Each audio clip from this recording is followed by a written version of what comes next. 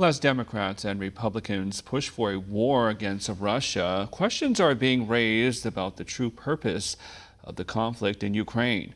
One America's Pearson Sharp has more. Another day in America and another war. There's no food on the shelves, no gas in the stations, none that you can afford, at any rate.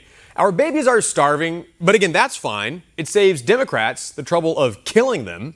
The borders are wide open. Criminals and gangs roam the streets. Domestic terrorists from the BLM are burning down our neighborhoods. Radical, leftist, racist nut jobs are shooting up our schools. Our money is worthless, and the experimental injections we were promised would cure the Chinese virus don't work and have been poisoning us the whole time. Sounds like it's a good time for our bloodthirsty politicians to start another war. So, of course, now Republicans and Democrats, who never agree on anything, both seem to think that we need to be fighting Russia. We can't secure our own borders, but mention Russia, and suddenly Nancy Pelosi will push through a massive spending bill in one day, with 368 to just 57 voting in favor of shoveling $40 billion of our money into the money laundering furnace in Ukraine. Anytime Democrats and Republicans agree on something, you can be sure the American people are getting screwed.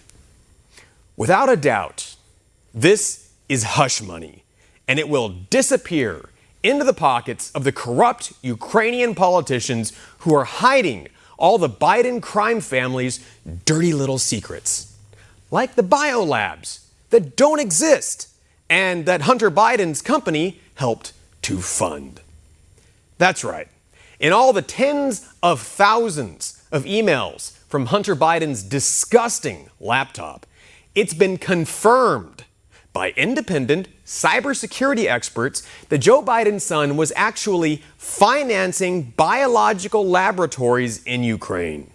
Russian officials claimed the labs were producing biochemical weapons at the request of the Biden crime syndicate, and Moscow warned that Biden needs to explain his son's involvement with the labs. We can confirm that the Kyiv regime is engaged in military biological programs financed by the United States of America.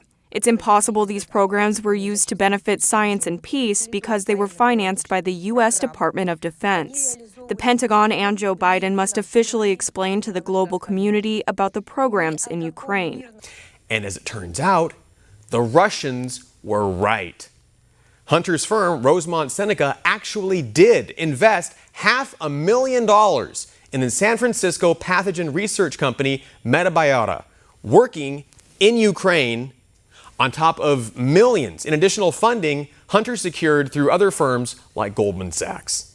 Now, Metabiota is a subcontractor for the Department of Defense's engineering firm Black & Veatch. Remember that name.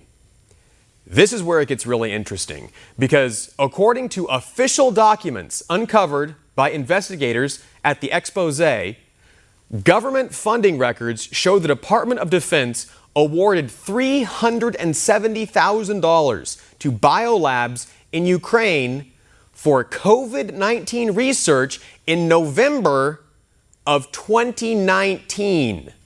For anyone keeping track, that's 3 months before the WHO officially even named the Chinese virus COVID-19. You can see it for yourself. It's highlighted right there. November 12th, 2019, SME manuscript documentation and COVID-19 research. The U.S. and Hunter Biden specifically were apparently helping to fund research into the coronavirus before it officially existed at the same labs that the State Department also insisted didn't exist. And which biolab received this generous donation to conduct research on the Chinese virus? Well, that would be Black & Veatch, of course, the same lab that Hunter Biden was helping to fund.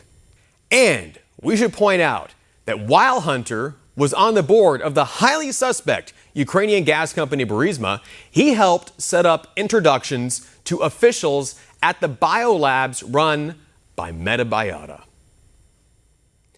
So to break it down, you have the disgraced son of the Vice President of the United States hired to do favors for a corrupt Ukrainian gas company, and who is also connecting that company with a bioweapons research firm doing research on the coronavirus before it was even released.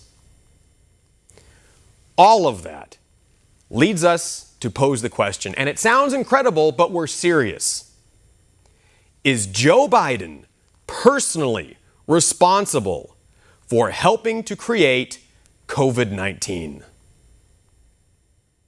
Maybe this isn't the China virus, after all, but the Biden virus. It's an unbelievable chain of events, but the threads are all there. The virus that helped him rig the election is now the same one he's trying to cover up with a phony war to hide the illegal biolabs he and his son have been funding in Ukraine. And we should point out, Moscow has been saying all of this from the beginning. Moscow warned the world that secret American biological warfare labs were operating in Ukraine and developing bioweapons for military purposes. We dismissed it as Russian propaganda, but the facts are starting to add up. If it's all true, then it looks like pretty good justification for an invasion of Ukraine to prevent these weapons from being used against the Russians and the rest of the world.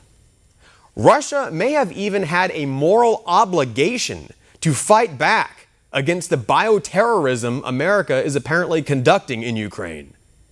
Is it a coincidence that one of the biggest bioweapons labs in the world is located in Mariupol, which Russia just fought to liberate from the Ukrainian Nazis who are funded and trained by America? Russia is not the aggressor here. In reality, it's the United States and the Pentagon, with its allies in Europe and NATO, who are responsible for triggering and instigating this conflict. The critics and warmongers will call this Russian propaganda. But if you've listened to a single word of this report, you know that's not true. It may be unpopular, but all we've presented are the facts and evidence. Now you can draw your own conclusions. For One America News, I'm Pearson Sharp. For all our viewers asking where One America News is heading in the